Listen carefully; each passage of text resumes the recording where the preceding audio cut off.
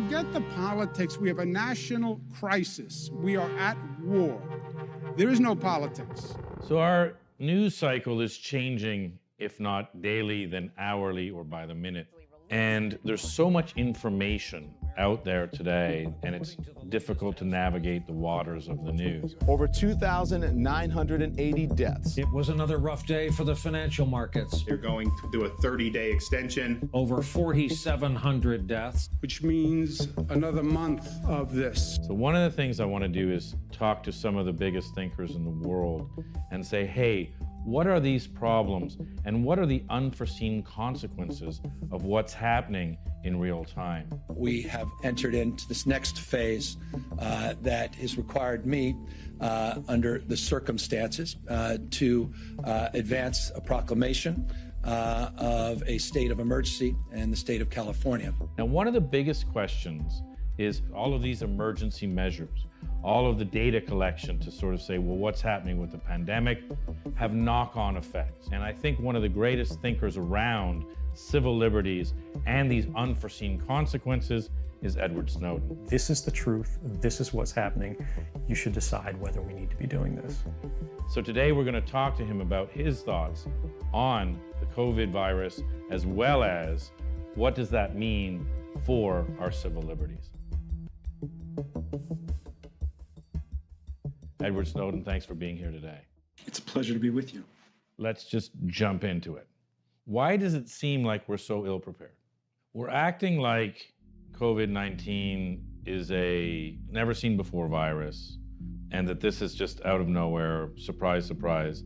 You know, we had SARS, we had MERS, we've had these types of things before, and in fact, we knew that we were going to be having more of them, yet we were not set up, or it seems like we were completely taken aback that this is happening now and is having, you know, such a profound effect, when if you talk to any epidemiologist or virologist, they knew that this was going to happen. There is nothing more foreseeable as a public health crisis for, again, a world where we're just living on top of each other's in crowded and polluted cities, than a pandemic. And yeah, every academic, every researcher who's looked at this knew this was coming. And in fact, even intelligence agencies, I can tell you firsthand because I used to read the reports, had been planning for pandemics. And yet when we needed it, the system has now failed us. And it has failed us comprehensively. And the thing that I find grotesque about this situation is that now the people who are being asked to sacrifice the most are the people who are in the most precarious positions, who have the least to give. We're constantly being told we're the richest country in the world. But when people start losing their jobs, when rents become difficult to pay because there's no work for any waitress in any restaurant in New York right now, where are our resources? When our hospitals say they need ventilators, where is all this great technology that's being used to surveil everybody, down to the tiniest toenail, when we need it to create things that actually save lives? In South Korea, which has been successful in at least flattening their curve, the government's been sending text messages to people who have come into contact with people that they know have COVID-19, which means they know who has COVID-19, they know who they're meeting, they know their text message numbers, they know how to get in touch with them. The Korea Centers for Disease Control and Prevention uses data provided by local telecommunications companies. Taiwan is doing a mobile fence, so-called, where if they know you're infected, they're going to put a mobile fence around you, and if you leave, you're going to get in trouble if you leave your... It's basically your mobile phone is your new ankle bracelet.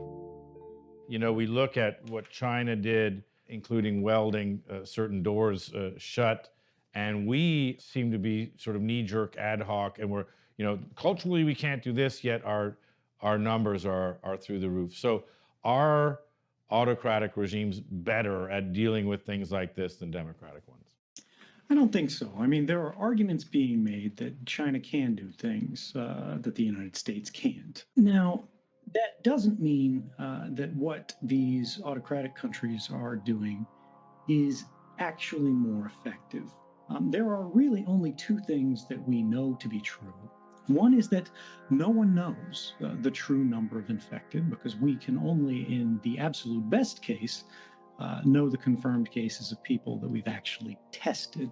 And once you start to layer in this autocratic, or I would argue more authoritarian type of policy structure, what you end up seeing is that instead of policy being guided by science and facts, you begin to see things like information releases becoming political decisions.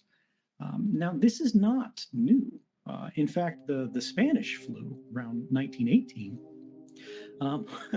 did not actually originate in Spain. It was actually spreading in World War I through the trenches, where everybody was in terrible conditions.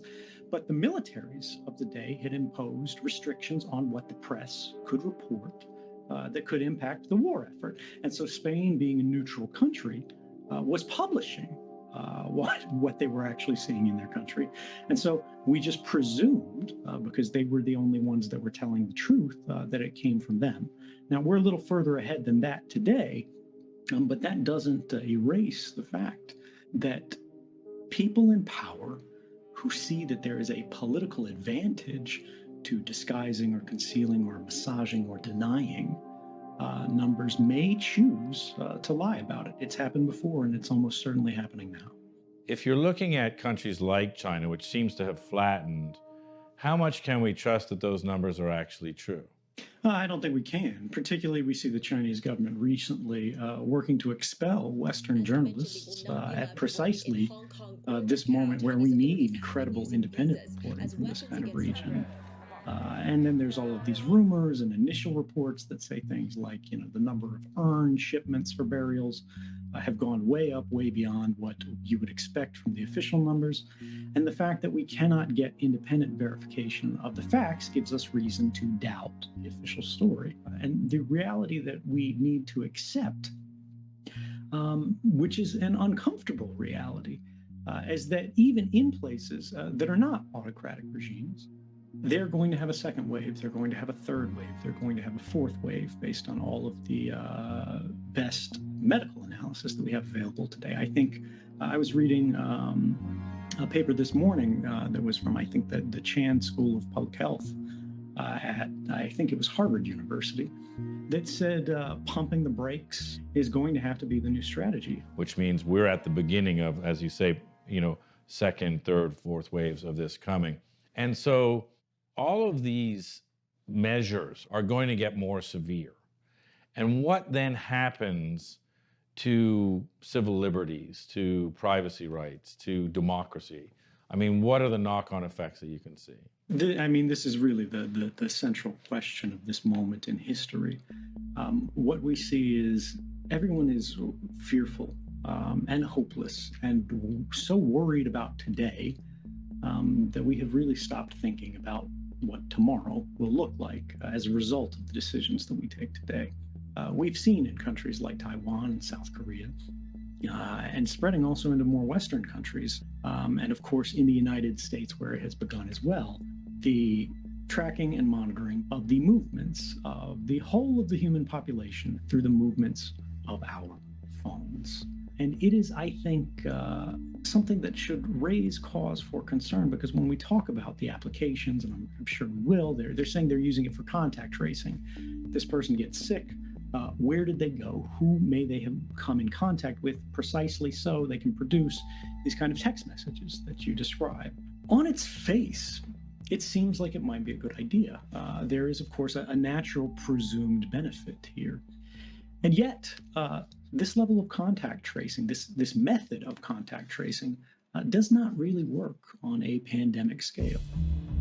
We're declaring, various states of emergencies here and there, but these have sweeping powers. What is being built is the architecture of oppression.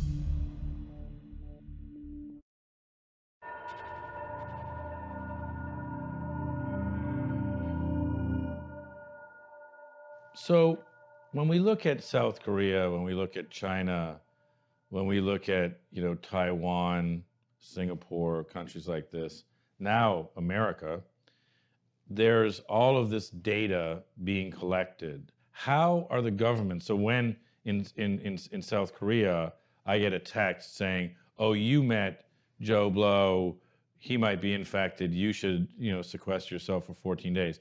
How are they getting that data? That's a good question. I mean, that's really the one that should make everyone just look at their phone and, sort of raise an eyebrow. There are a number of ways that you can track the location of someone through their phone. There are the cell phone towers themselves, but there's also the wireless network that you're connected to, and then what other wireless networks are around you that you're not connected to. This you can think of as what wireless networks your phone can hear. And so these wireless network identifiers are then collected and they're mapped out against GPS. And then they know if you can see mom's Wi-Fi and neighbor Ted's Wi-Fi and the library Wi-Fi all at the same time, you have to be within range of these things. It becomes a proxy for location. Now that we know all of our phones can and are being tracked at all times just by being turned on, the phone companies have it at a bare minimum. Facebook probably has it, Google probably has it, Apple probably has it, and many, many other companies you've never even heard of that run ad networks. What this really means in a France or a United States is they go, well, look, we're aware of privacy concerns, so what we're going to do is we're going to depersonalize this information. We're going to anonymize it, and we're not going to look at individuals. We're going to look at the flows of movement of these phones, right? We're not looking at one phone, we're looking at the aggregate movements of phones. The problem is, if you're not tracking one infection or 100 infections, but you're tracking 100,000 infections, contact tracing quickly becomes useless. And more, the precision of location information is either so rough that it is largely useless, which is the case if we're talking about the cell phone networks, the cell phone towers you're near, to very, very precise location information, in which case this information, when you're applying it at scale, cannot be anonymized in a meaningful way. And then there's this big question of, well, where does all that information go? How is it controlled? Who is it being used? It's information about me. I should have some influence over it. I should have control over it. But unfortunately, in the United States, to a large degree, you don't. There is no basic privacy law in the United States. We need to be able to make sure that the brakes that are being pumped are on the pandemic rather than our society. It seems that this is maybe the greatest question of the modern era around civil liberties, around the right to privacy. Yet no one's asking this question. We really don't hear a lot about it. And so now this is probably the largest societal zeitgeist change to, yes, have the information because we have to stop this thing. We're declaring, various states of emergencies here and there, but these have sweeping powers. So we're sitting here in America, quarantined, and saying, okay, what does this mean going forward? When I think about the future, when any of us look at where this is heading, we need to think about where we've been. And sadly, these kind of emergency powers that are born out of crises have a perfect history of abuse. I mean, down the board, whenever you look at these things, the funniest part about it, in a dark way, is that the emergency never ends. It becomes normalized when you talk about mass surveillance. The Bush-era warrantless wiretapping program, only part of it was shut down. And it's rolled over and it's rolled over and it's rolled over. And we've reformed things at the edges, but the basic practices of what was supposed to be a stopgap emergency, which was in response to another stopgap emergency, which was, of course, the legacy of 9/11 and the Patriot Act. And we are still today engaged in the same wars that we declared nearly 20 years ago that we have not managed to escape. We had, as a result of 9/11, the rise of nuclear Iran because their counterbalance in Iraq was removed. We saw authoritarianism begin to creep across Western societies, places we wouldn't expect, like Hungary and Poland. As authoritarianism spreads, as emergency laws proliferate, as we sacrifice our rights, we also sacrifice our capability to arrest this slide into a less liberal and less free world. Do you truly believe that when the first wave, the second wave, the 16th wave of the coronavirus is a long forgotten memory, that these capabilities will not be kept, that these data sets will not be kept? Will those capabilities begin to be applied to small-time criminality? Will they begin to be applied to political analysis? Will they begin to be applied for doing things like performing a census? Will they be used for political polling? No matter how it is being used, what is being built is the architecture of oppression. And you might trust who is dealing with it today. You might trust who runs it. You might go, I don't care about Mark Zuckerberg, but someone else will have this data eventually. Some other country will have this data eventually. In your country, a different president will have control of this data eventually, and someone will abuse it. Now, could China use it for something interesting to them? Yes. And what happens when they abuse it? And I believe they already have. They're running internment camps in China. And these practices, when they don't get pushback, when they don't get condemnation, when they don't face sanction for this, will become normalized and they will spread. And we'll face them in Russia. We'll face them in Iran. And then we'll face them in Poland. We'll face them in Hungary. We'll face them throughout Europe. We will face them in the United States because we will face them everywhere. This is a pivotal moment. And why is nobody talking about this? Because we're scared.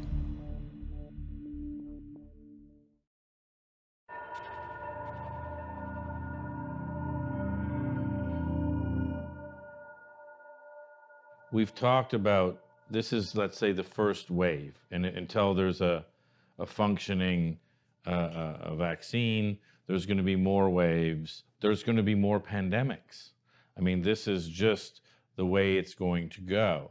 So if there's going to be more waves of COVID-19, and in fact more waves of other pandemics going forward, then theoretically there will be more information collected, more information shared. This is the quote-unquote new normal. This is just, it's not going to get better. This is just it. This is a pivotal moment. And why is nobody talking about this? Because we're scared. If we work together, if we think about how we can protect ourselves, our families, our communities, our hospitals, if we think about how we can work together internationally to overcome this as our waves peak in different places at different times, we cooperate. We can start to get this space to think not about addressing the symptom of our overcrowded and unequal world, which is this virus that has spread across borders instantly. When you look at what's happened, when we have this health crisis, and it very quickly morphed into an economic crisis, and then very quickly became a financial crisis, you see all the governments of the world leap into action. And it's interesting that you see the majority of this money go not to the public, not to hospitals, but to businesses, loans, to the groups and corporations that actually created the systemic problems that were exacerbated by this sudden, sharp decline. But we need to remember that this virus will pass, but the decisions that we make today in this atmosphere will last. We will have to live with them, our children will have to live with them, all of our posterity will.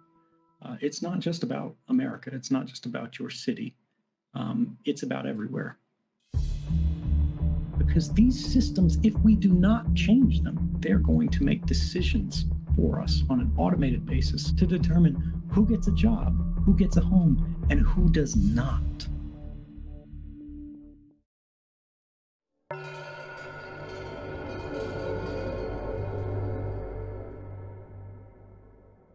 So we seem to be heading into this uncharted territory. And I wanted to ask you, step back, take some time. What should we be thinking about? What should we be concentrating on? One of the things that strikes me is the sensation that this is, a bolt out of the blue. It couldn't have been prevented. It couldn't have been resisted. It couldn't have been imagined that this would come to pass, this global pandemic. When you think about the average American, they go to work every day. They spend 10 hours at the office, in the car, away from their family, away from their home. And by the end of the day, they've got no space to think. And now all of us collectively at the same time has been forced into a global sabbatical all around the world, which is an extraordinarily rare event in history. We are at one of the only moments that will be in our lifetimes where the system is so stressed and so overextended and the leadership so clearly out of its league that we have the ability to make not reformative changes, but revolutionary changes, that we can actually change the functioning of society, that we can actually change the structure of the system that controls and influences our lives, the way that we are being monitored, the way that we're being tracked. Because these systems, if we do not change them, will not simply be used to monitor our health. They're going to make decisions for us on an automated basis to determine who gets a job, who goes to school, who gets a loan, who gets a home, and who does not. And we today are being asked in a moment of extraordinary fear, what do we want these systems to look like? And if we don't make that decision ourselves, it will be made for us. Edward Snouden, thank you for your time today. Thanks so much, Shane.